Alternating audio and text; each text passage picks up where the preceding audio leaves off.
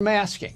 That's where the fight between DeSantis and Biden is. Biden seems to be picking a fight on masking with about children and whether it should be mandated at the state level. How helpful are masks, particularly when you're talking about K through 8 kids?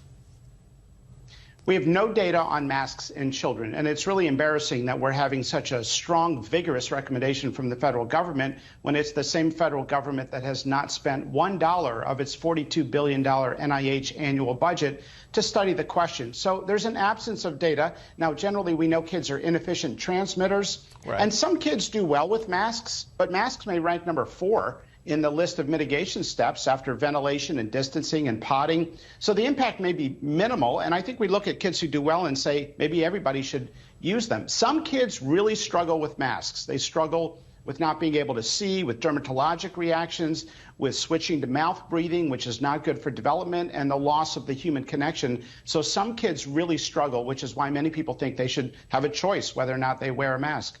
Yeah, that suggests to me that it ought to be up to localities and maybe, parents to see whether or not that can be helpful.